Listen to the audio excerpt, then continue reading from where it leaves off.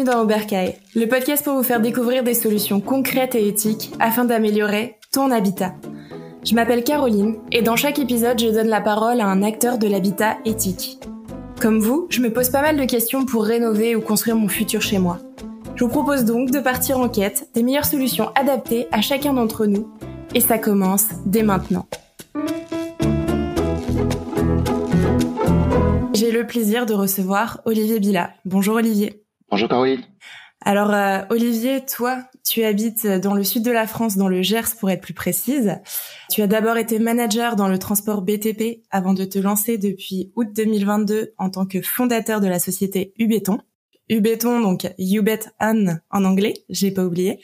Tu as pour mission de réduire l'impact environnemental de la production de béton.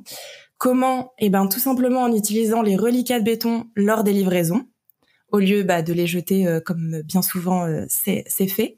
Et donc tu mets en relation les centrales de béton de prêt à l'emploi et les artisans par l'intermédiaire d'une application.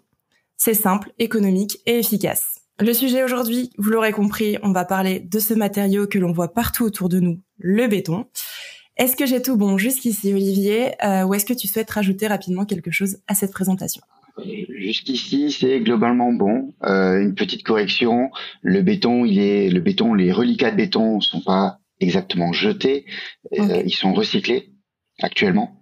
Le recyclage, ça reste de l'économie circulaire, même si c'est un petit peu le bas du panier de l'économie circulaire, puisque initialement dans l'économie circulaire, on doit refuser tout d'abord d'utiliser un produit, ensuite repenser son usage, ensuite réduire sa consommation et réemployer, réutiliser, et en tout dernier, c'est le recyclage. Et effectivement, voilà, le recyclage arrive en dernier. Donc, on ne le jette pas lorsqu'il y a des reliquats, c'est recyclé. Et le recyclage, en quoi ça consiste? C'est actuellement majoritairement dans les centrales à béton. Les retours sont mis dans une benne. Une fois que c'est sec et que c'est plein, ça va dans une gravière, où là, ils vont les concasser. Ils vont concasser ce béton pour en faire du granulat qui va servir de sous-couche routière ou selon la granulométrie. Donc la granulométrie, c'est la taille du concassage. Donc ils vont pouvoir cribler et sélectionner les différentes granulométries.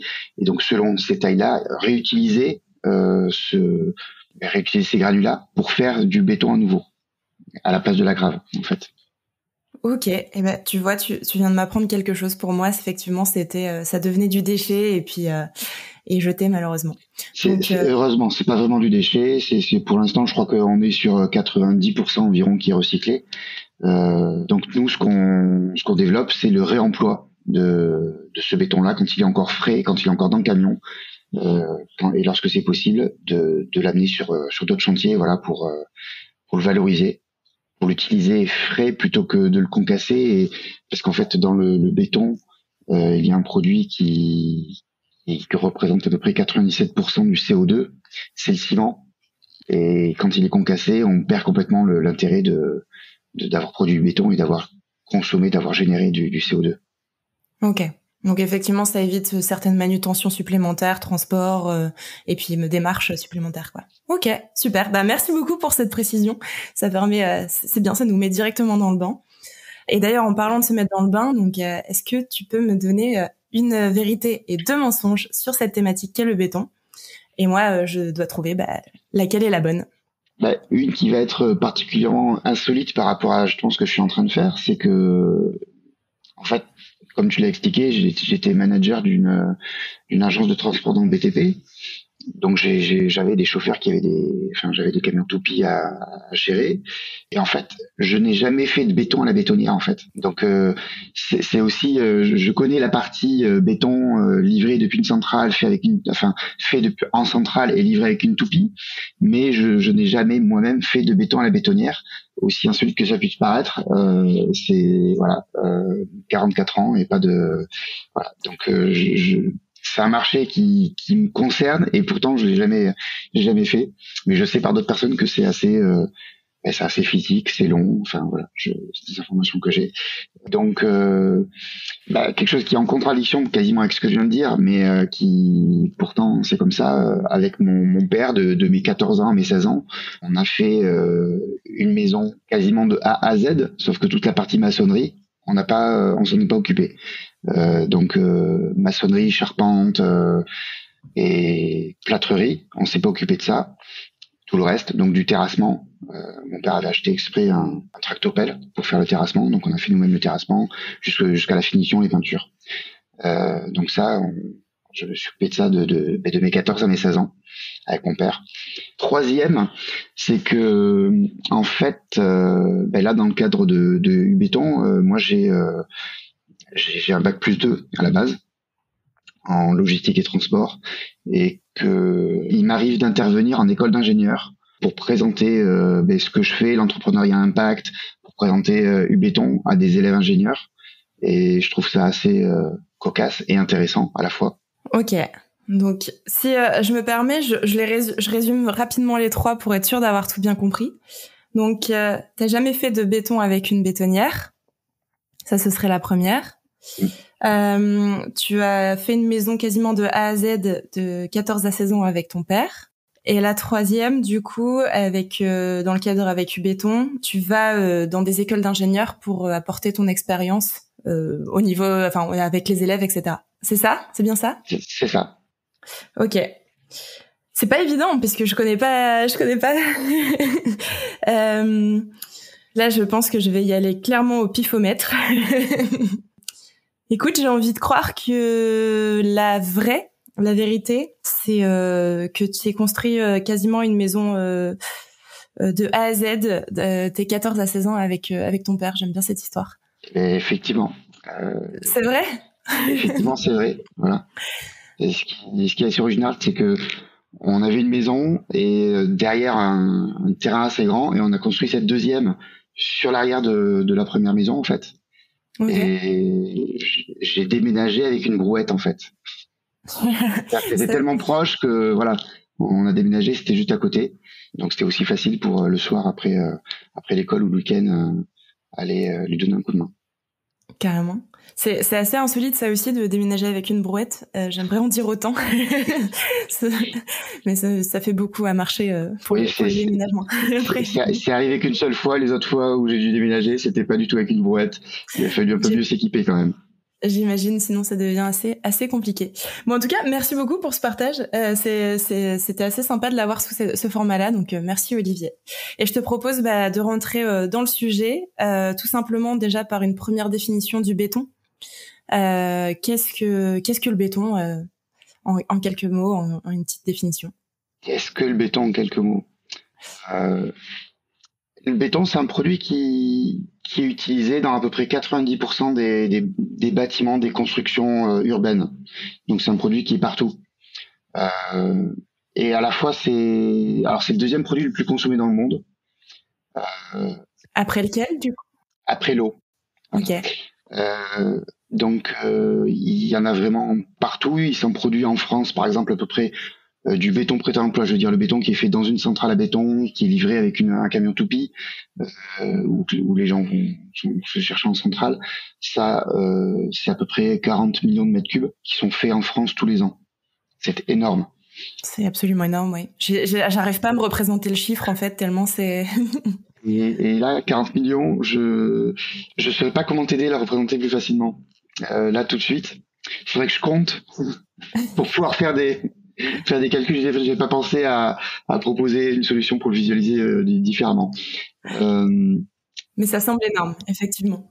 Oui, en fait, c'est énorme juste pour la France, mais à la fois, alors c'est pas sur le béton, mais c'est sur la construction en général.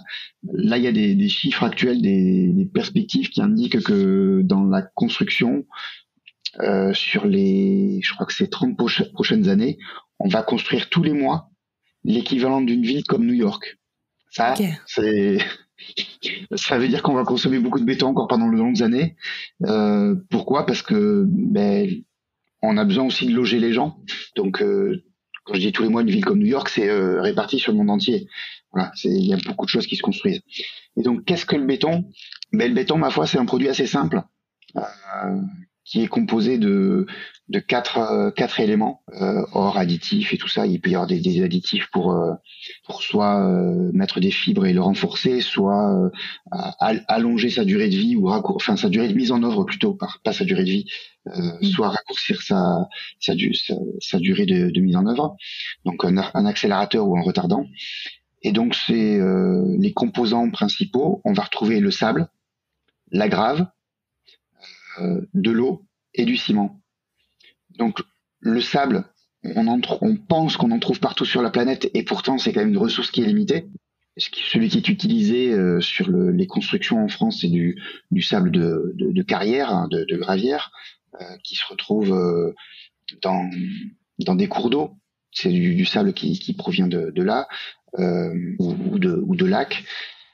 Et en fait, en France, on n'utilise pas du sable de mer, mais ça s'utilise dans d'autres pays, parce qu'en fait le sable qui vient du désert, lui, ne peut pas être utilisé pour faire du béton. En fait, le sable qui est dans le désert, il est relativement rond, ce qui fait que l'adhérence ne se fait pas dessus. Et si on fait un château de sable à la mer, on retourne, même sans avoir de sable mouillé, on va le retourner, ça va rester à peu près de la forme du seau. Si on fait la même chose dans le désert, on va avoir une forme conique qui fait que tout va s'écouler. Et donc c'est vraiment une image magique, ça.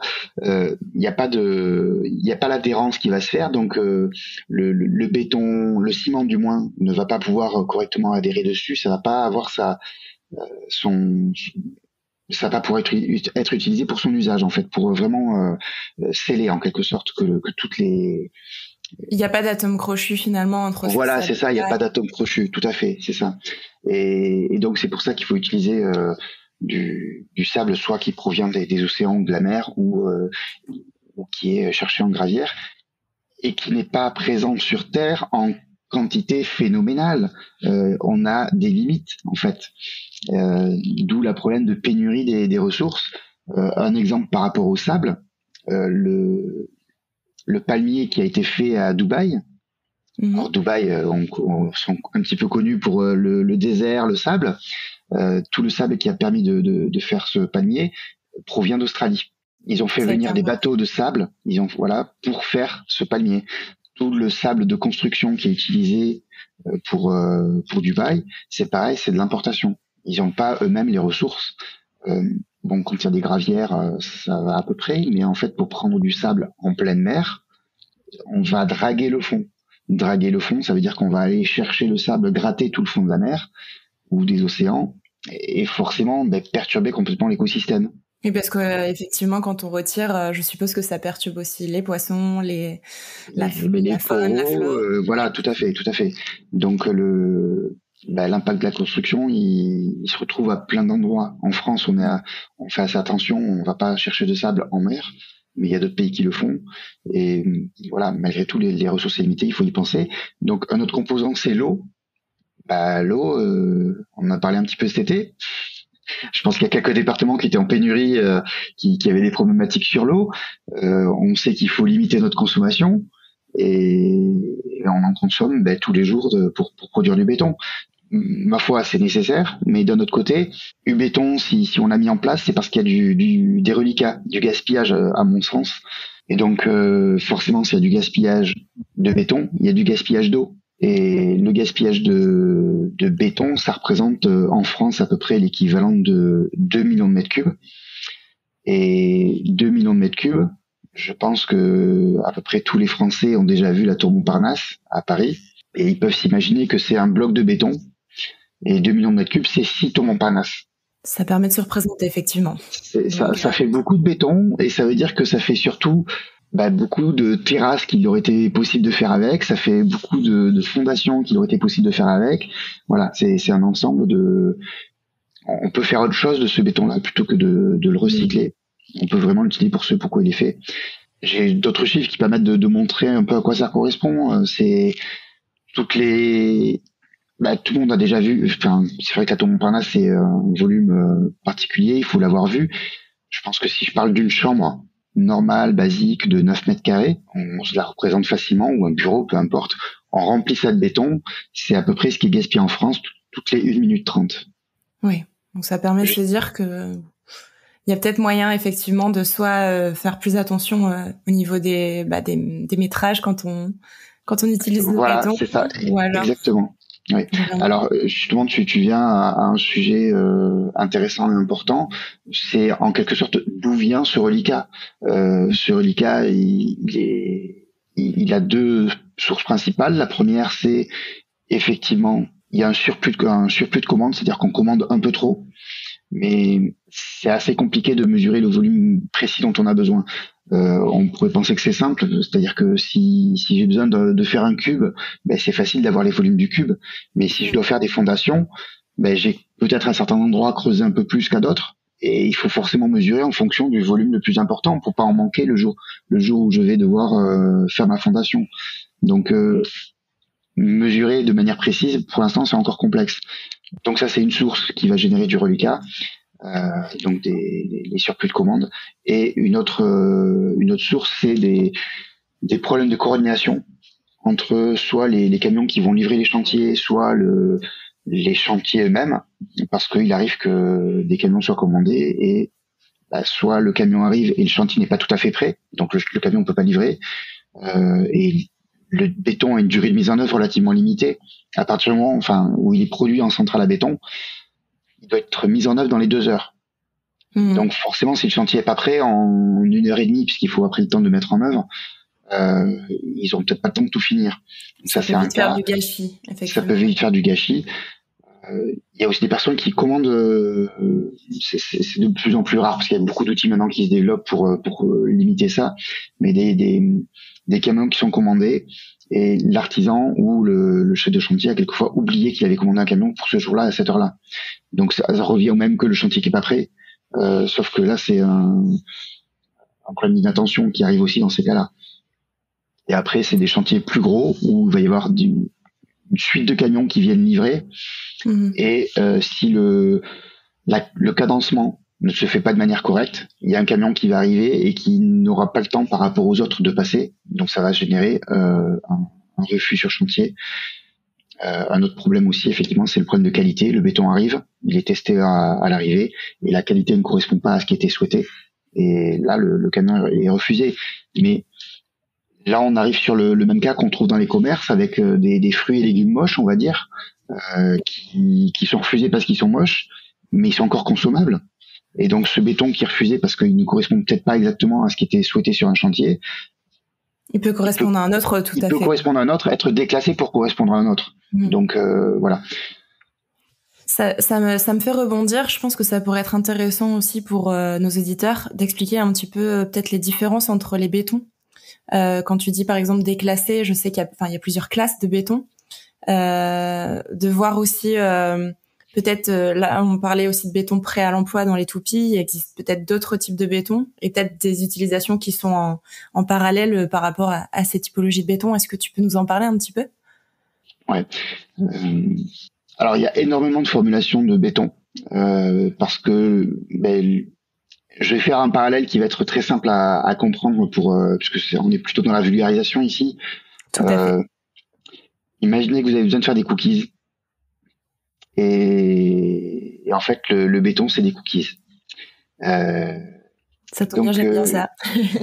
Si tu aimes bien ça, tu connais la recette. Donc, qu'est-ce qu'il faut en ingrédients souvent? C'est de l'œuf. L'œuf, ça sert à quoi dans le cookie? Ça sert à lier les autres ingrédients. C'est le ciment, en fait. C'est le liant. On va retrouver quoi? On va retrouver de la farine, on va retrouver du sucre. C'est des produits qui sont assez fluides. Ça, c'est le sable. On va retrouver du beurre pour faire les cookies. Le beurre, c'est l'eau. Je fais vraiment des analogies c'est très bien avec la cuisine. C'est très bien, voilà. J'imagine. Et dans des cookies, qu'est-ce qu'il faut impérativement pour que ce soit des bons cookies? Il faut des morceaux, des éclats de chocolat. Et donc des morceaux qui sont un peu plus gros. Et ça, on peut dire que c'est l'agrave, par exemple. L'agrave, quand tu dis l'agrave, c'est du gravier, tout simplement. C'est du gravier, voilà, tout à fait. Okay.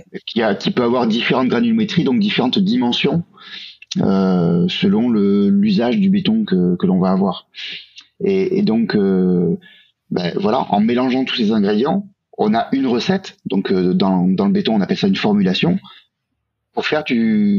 pour faire des cookies. Et des recettes, il suffit d'aller sur Marmiton. Il y en a énormément pour faire des cookies. Chacun a la sienne, chacun a sa spécialité. Après, on peut avoir des cookies qui soient plus ou moins cuits, il y a énormément de paramètres qui vont faire que il y a différentes solutions de cookies. Et sur on peut aussi changer un petit peu les ingrédients, c'est-à-dire au lieu du sucre blanc normal, on peut prendre du sucre roux, de la cassonade, ou il y a d'autres typologies de sucre qui existent. Les farines, c'est pareil. L'œuf, c'est voilà, pour chaque ingrédient, on va dire, on peut changer un petit peu les choses. Pour le béton, c'est pareil, chaque ingrédient peut être un petit peu différent. Le ciment, il y a différents types de ciment. Voilà, donc c'est vrai que c'est pas mal le cookie. J'aime bien ça aussi, mais l'analogie est vraiment pas mal. C'est assez simple à visualiser de cette manière-là, je pense. Et donc, il existe des formulations pour des usages différents. C'est-à-dire que si on a besoin de faire un sol bien plat, on va pas forcément mettre de la grosse grave dedans. C'est pas du tout pour le même usage. Si on a besoin de faire justement un sol plat, il faut que presque ce béton soit autolissant, qu'il puisse automatiquement se niveler. Donc il faut qu'il soit relativement fluide. Si par contre on a besoin de faire quelque chose qu'on va mettre dans un coffrage c'est un moule. Voilà, on revient sur les cookies, on revient sur le domaine de la pâtisserie. J'aime bien la pâtisserie, donc voilà. Si on fait un moule, par exemple, si on utilise un moule, on va mettre plutôt quelque chose d'un peu plus, pas de très liquide. Faut que la pâte soit assez consistante. Et c'est pareil selon l'usage qu'on va en avoir. Si on fait une descente de garage, si c'est fluide, ça va vraiment causer des problèmes. Il faut vraiment que le béton puisse ne soit pas trop fluide pour suffiser rapidement, ou du moins pour pas couler. Tout dépend en fait des contraintes aussi que l'on a. Si par exemple, comme tu dis, il y a des pentes, si on est dans un environnement plutôt clos, si on est souvent on parle de faire des dalles de béton, des chapes de béton. Donc en fonction, ça peut varier quoi. Il y a ça, il y a si c'est en intérieur ou en extérieur, parce que c'est pas exposé aux mêmes contraintes. Les contraintes, c'est par exemple la température. Ça peut descendre très bas. En intérieur, ça descendra pas de la même manière. Si c'est pour faire une dalle, est-ce que c'est une dalle donc intérieur-extérieur? Est-ce qu'il va y avoir des produits chimiques dessus? Est-ce que cette dalle a besoin d'être renforcée par un produit chimique? C'est le cas par exemple en agriculture. Les dalles qui sont faites pour l'élevage agricole sont renforcées par un produit chimique, puisque les déjections, les choses comme ça ont besoin aussi, parce que ça génère beaucoup d'acide en fait. Et donc c'est par rapport à ça qu'il faut des chapes qui soient renforcées au niveau des attaques chimiques. Donc ça c'est pour le béton prêt à l'emploi qui est fait dans les centrales à béton. Qui peut soit être livré en bétonnière, soit il y a quelquefois aussi des personnes qui vont carrément se le chercher dans la centrale à béton.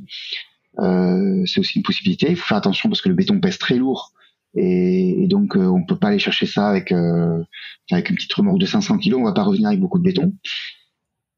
Et après il y a aussi du béton qui est fait dans des usines de préfabriqués qui vont servir soit à faire des poutres, soit à faire des blocs en béton pour, par exemple, des évacuations d'eau, à faire des caniveaux. Il y a beaucoup d'éléments qui sont préfabriqués en béton. On fait même d'ailleurs aussi des murs en béton préfabriqué. C'est vrai que du béton, on en retrouve dans beaucoup d'éléments. Et après, il y a le béton aussi qui est fait directement sur chantier, à bétonnière. Et là, c'est la même manière. On met les ingrédients dedans et on a le produit à la fin. Et on retrouve la même problématique qu'avec le cookie. C'est-à-dire que le cookie qui est fait de manière industrielle, il y en a des bons et des moins bons. Ça, on va plus en apprécier certains que d'autres. Mais ils sont faits de manière uniforme. La formulation, elle est constante. On est certain de la qualité. Celui qui va être fait à la maison, le cookie, soit on a un bon cuisinier, et soit on a un cuisinier qui est un peu moins bon et qui va mélanger les dosages, qui va peut-être pas faire cuire assez longtemps dans le four, donc pas assez remuer assez longtemps dans la bétonnière, ou peut-être pas mettre assez d'eau ou mettre trop d'eau. Et voilà, là on arrive sur des problèmes de formulation qui sont faits dans les bétonnières, avec derrière des problèmes de qualité qui peuvent intervenir. Et Donc c'est un des intérêts de recourir au béton réalisé par les centrales, ou alors justement de travailler avec des professionnels ou de bien savoir ce qu'on fait, parce que on peut pas s'improviser à faire des cookies du premier jour et être sûr de les réussir. Faire des cookies et les louper, c'est pas forcément gênant parce qu'on peut les mettre à la poubelle. Faire du béton et se louper, ou même les cookies, on peut même les manger quand ils sont loupés, c'est l'avantage. Le béton, je déconseille. C'est plus compliqué. Ouais, il peut y avoir un point d'alerte. C'est bien, tu me donnes plein d'idées de questionnements derrière par rapport à ça. Quels sont les interlocuteurs ou artisans qui pourraient réaliser ces travaux, qui pourraient, tu vois, par exemple, venir chez toi, faire le béton, et à partir de quand, en fait, c'est intéressant de faire appel à un professionnel? Oui. Alors, je dirais que dès lors que ça touche à la structure d'un bâtiment, donc dès lors qu'il y a des risques pour le bâtiment, je déconseille aux bricoleurs amateurs, alors parce qu'il y a différentes catégories de bricoleurs, soyons clairs, de s'improviser, d'improviser sur de la construction. C'est un peu la structure du bâtiment et donc leur vie derrière qui peut être en jeu. Il y a des professionnels qui sont formés, qui ont de l'expérience, qui sont là pour ça, et tout dépend de ce qu'il y a à faire, mais ça peut aller du maçon, le charpentier, le couvreur, qui aussi utilise donc du béton ou du mortier. Je pense que j'expliquerai ce que c'est que du mortier. Et donc voilà, il y a différentes catégories de professionnels qui utilisent, et majoritairement c'est le maçon qu'on va voir pour ça. Et clairement, voilà, c'est pas, on peut pas s'improviser du jour au lendemain à être maçon, à monter une maison. Comme j'expliquais au début, avec mon père, on a fait entre guillemets une maison. On a fait, oui, nous, mais il y a des choses qui ont été faites par des professionnels.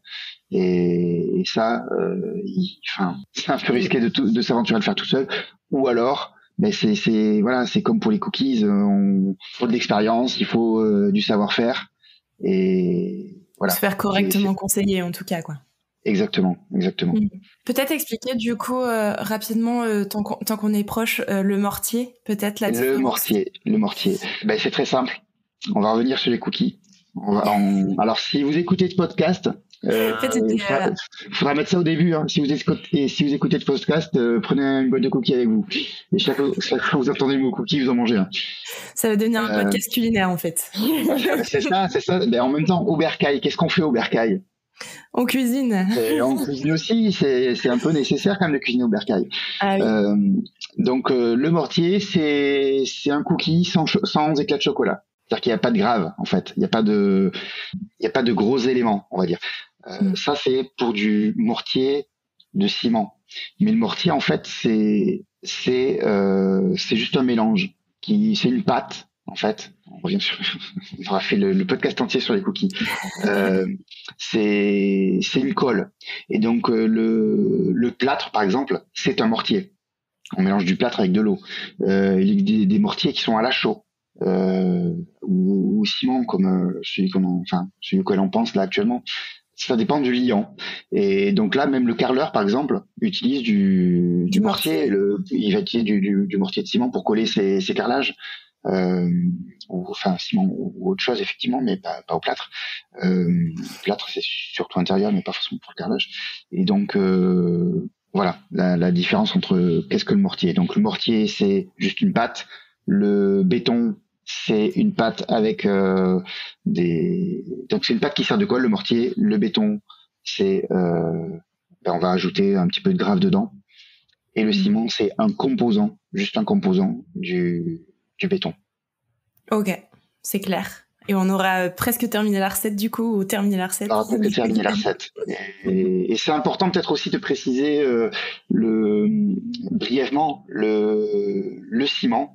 Donner un peu plus d'informations sur qu'est-ce que c'est que le ciment, parce que voilà, c'est le composant principal, le plus important dans le béton, parce que si on met juste de la farine, du sucre et du beurre, on n'aura pas grand-chose à l'arrivée.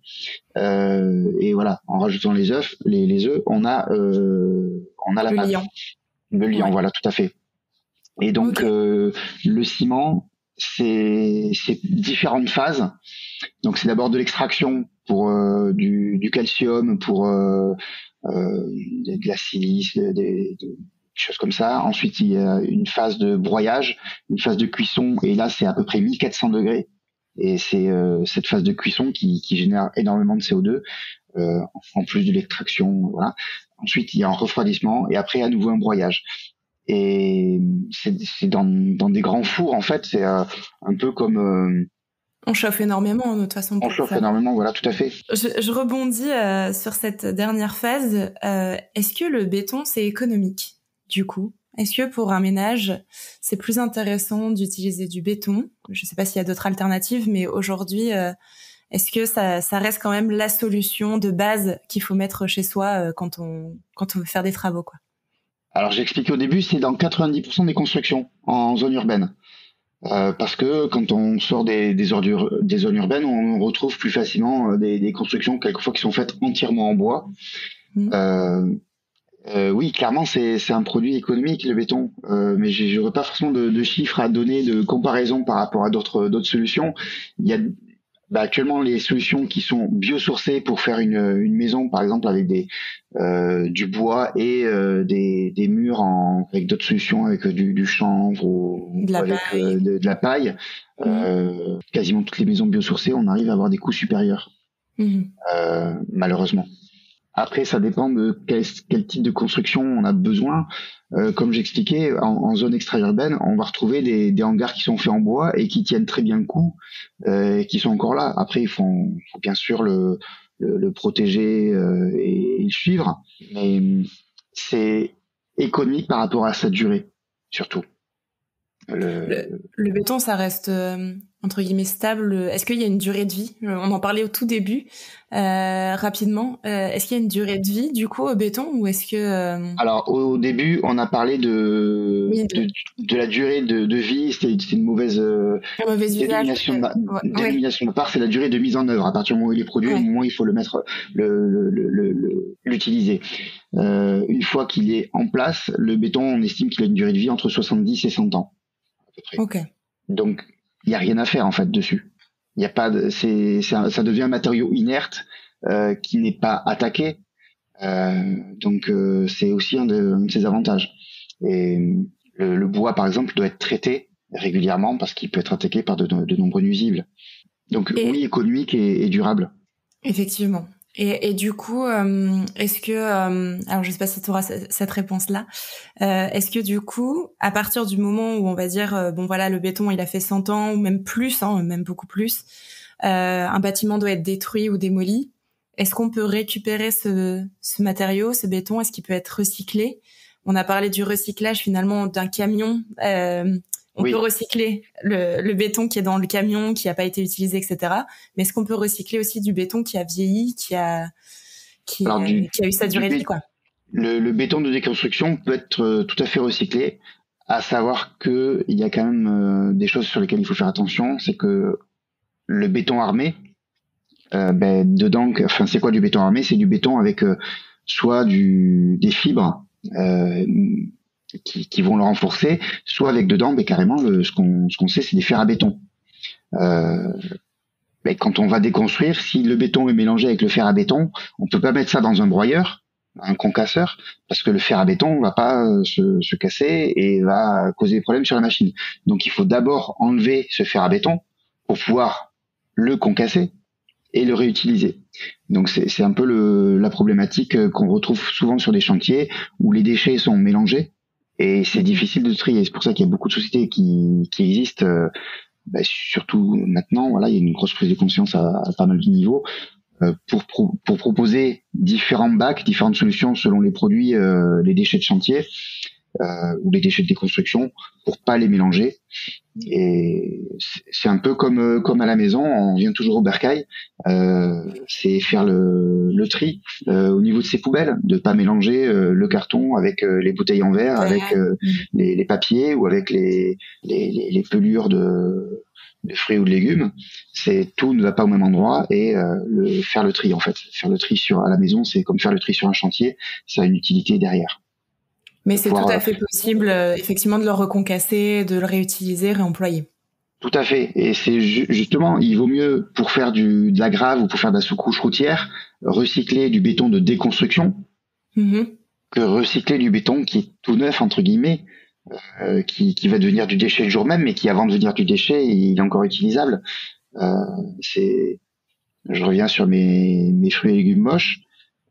Il vaut mieux quand même les consommer Que de les que laisser de les pourrir. jeter, que de les utiliser pour faire, je sais pas, pour faire de la fermentation ou pour faire du compost. Il y a tout un espace-temps en fait entre effectivement le béton tout frais qui peut être vite réutilisé entre guillemets ou réemployé comme avec l'intermédiaire de ce que tu fais avec Ubéton, ou soit effectivement à partir du moment où le béton a vécu, choses comme ça, là il y a tout un intérêt à effectivement le recycler et d'avoir toutes les filières qui vont derrière. Ça. Ok, super clair. Est-ce que tu vois autre chose à rajouter sur ce sujet? Est-ce qu'il y avait quelque chose que tu voulais partager en supplément? Sinon, je te propose de passer à la phase action. Non, c'est bon pour moi. C'est bon pour toi? Alors c'est parti, phase action. Et concrètement, comment ça se passe pour son bercail? Nos éditeurs, ils ont un projet de maison. Olivier, ils ont un projet de construire, de bâtir, de faire une dalle, une chape. Qu'est-ce que tu leur conseilles comme première question à se poser par rapport au fait d'utiliser du béton? C'est une sacrée question, ça, dis donc. Ah oui, un conseil très concret. C'est énorme comme question. En fait, je vais faire mon petit coup de perle à morale et revenir sur ce que c'est que l'économie circulaire. Donc, ils veulent faire une dalle. Est-ce qu'on a besoin de la faire? Voilà, c'est repenser en fait tout. C'est ça dans l'économie circulaire, c'est est-ce que j'ai besoin de ça? Est-ce que donc repenser, réduire, est-ce que j'ai besoin d'une dalle de cette taille-là? Et c'est déjà d'avoir un cheminement en termes d'économie circulaire qui montre que oui, j'ai besoin de le faire et penser à l'impact environnemental de faire une dalle. Et donc si la nécessité d'une dalle est là, déjà, est-ce que j'ai les compétences? Si j'ai pas les compétences, je m'adresse aux professionnels qui les ont. Donc là, c'est le maçon. Et les maçons, on peut les trouver soit par du bouche-oreille, les conseils de voisinage, ou en ligne. Il y a de nombreuses solutions qui permettent de faire le lien entre les maçons et les particuliers. Et ils seront bien conseillés par les maçons quant à la dalle, quant aux matériaux à utiliser pour la faire. Parce qu'on peut la faire en béton, on peut la faire en plein de matériaux. Mais c'est vrai que j'ai tendance pour moi, quand j'ai besoin de quelque chose, à me dire est-ce que j'ai vraiment besoin de ça? Et voilà, à repenser différemment les usages. Et je dis ça et en même temps, je me tire un peu une balle dans le pied, puisque presque dans un sens, j'inciterai les gens à moins consommer de béton. Mais je préfère consommer plus intelligemment en fait finalement. De consommer plus intelligemment, tout à fait. Voilà, c'est ça. De le consommer en conscience. Et je préfère être droit dans mes bottes et pouvoir me regarder dans une glace en disant voilà, moi j'agis de cette manière-là pour moi. J'habite à la campagne, j'ai un petit véhicule électrique. Je fais très peu de déplacements, très peu de longs déplacements en voiture. Qui a d'ailleurs suivi Jacques Savater du premier épisode, pour la petite aparté. Effectivement, cette voiture-là a fait entre guillemets voiture d'assistance sur le trajet épique Bordeaux-Paris en vélo avec Jacques Savater, avec Kevin et Cédric Prasse le 7e artisan. Je vous conseille d'ailleurs de les suivre sur les réseaux sociaux. Hein. C'est Cédric Prasse, il fait de magnifiques vidéos sur les artisans du BTP. Et donc cette voiture a été voiture d'assistance sur ce trajet-là, c'était chouette. Majoritairement mes trajets se font en transport en commun. Sur ma consommation, c'est pareil, je fais attention à ce que je consomme. C'est-à-dire que ce que je fais avec Ubéton, je me l'applique aussi à moi-même à titre particulier. J'explique que je le fais et que ça fonctionne. J'arrive à vivre et plutôt ça va. Sans forcément toujours obliger les autres à le faire. Hein. C'est des contraintes que moi je m'applique. Et voilà, sur des conseils concrets, ça me semble évident de repartir sur ces conseils-là. C'est parfait. J'en retiens de le faire de manière intelligente, en fait, se poser réellement la question du besoin. Et puis bon, si le besoin est là, voilà, peut-être de voir si on peut réduire ou si on peut peut-être l'optimiser et puis trouver peut-être des solutions comme tout simplement Ubéton aussi, qui fait pour aller dans le bon sens aussi, quoi. Voilà, mais c'est pour presque pour toutes les consommations, qu'il est important de se poser des questions. Voilà. et au-delà de pisser sous la douche. Effectivement. Et bah du coup c'est bien, j'enchaîne avec la deuxième question phare dans ta vision, dans le meilleur des mondes. C'est quoi pour toi ton bercail idéal, Olivier? Alors, mais déjà j'ai pas mal de critères dans celui dans lequel je suis. Alors je suis dans un petit appartement dans le Gers, dans un petit village de moins de 350 habitants, donc ça situe un petit peu le degré de paumitude. C'est-à-dire que je suis dans un environnement où il n'y a pas trop d'immobilier autour, il n'y a pas trop de maisons. Et effectivement, dans l'idéal, ce serait d'avoir quelque chose à transmettre à mes enfants. Donc là, je suis en location, mais voilà, une maison que je puisse transmettre à mes enfants. De préférence, une maison énergie positive, c'est-à-dire qui consomme très peu ou enfin qui ses consommations sont soit les moindres possibles. Soit les moindres possibles, tout à fait. Assez grande juste pour pouvoir recevoir mes garçons, un extérieur pour pouvoir avoir de quoi cultiver et une vue sur la nature, quoi, en fait. Pour moi, c'est important d'avoir cette vue sur la nature. Moi, je suis quand je prends la voiture que je fais 20 kilomètres et que pour rejoindre une gare ou quelque chose comme ça, enfin 20 kilomètres, je rejoins pas de gare depuis chez moi, mais que sur mon croisé je croise un sanglier et que je croise un renard, voilà, c'est sympa. C'est toujours mieux que de se lever le matin, d'aller faire 20 kilomètres sur le périph' parisien et de croiser 2 scooters ou 40 scooters. C'est de revenir un peu à l'essentiel. C'est ça, ouais. Ok, super. C'est plutôt ça mon bercail idéal. C'est une pouvoir recevoir mes enfants, les amis, et en étant sur quelque chose de la base. Très bien, très bien, très bien. Et est-ce que tu as des sources pour s'informer sur le sujet, des podcasts, des newsletters, des sites, des personnes qui seraient spécialisées là-dedans, ou même un livre, pourquoi pas, autour de tout ça? Alors autour du béton, j'ai pas vraiment de livre. Moi, mes lectures sont plutôt pas forcément basées sur le béton, mais sur l'entrepreneuriat au sens large. Donc c'est pas forcément axé purement béton. Je regarde beaucoup des vidéos, des conférences de Jean Covici par exemple. C'est pas forcément des conseils sur le béton que je pourrais donner. Moi je pourrais conseiller Le Monde sans fin de Jean Covici. Je pourrais conseiller sur les réseaux sociaux de suivre éventuellement Gabriel Piot, donc Gabriel au féminin et Piot P-I-O-T, qui est très impliqué dans les constructions et dans l'économie circulaire dans les constructions. De la même manière, dans l'économie circulaire, on retrouve aussi Elisabeth Gelot, donc Elisabeth comme Elisabeth, et Gelot G-E-L-O-T. Mais je te fournirai les liens si tu veux. Je rajouterai tout ça de toute façon. D'ailleurs, je note que je suis en train de nommer que des femmes. C'est bien aussi dans le bâtiment. C'est très très bien, tout à fait. J'ai vu il y a pas longtemps un chiffre qui indiquait que la moitié des entreprises dans le BTP étaient fondées ou cofondées par des femmes. Ça me semble à la fois beaucoup et à la fois j'ai l'impression, je suis pas de ce que j'entends, presque pour moi j'en suis dubitatif, j'ai l'impression que c'est moins en fait dans la réalité. Mais si c'est la moitié, c'est bien et ça serait normal parce que de toute façon vous êtes 52% en France. Et ouais, voilà ce que je pourrais conseiller, on va dire sur plutôt des lectures moi sur l'économie circulaire dans le bâtiment que le béton purement parlé en fait.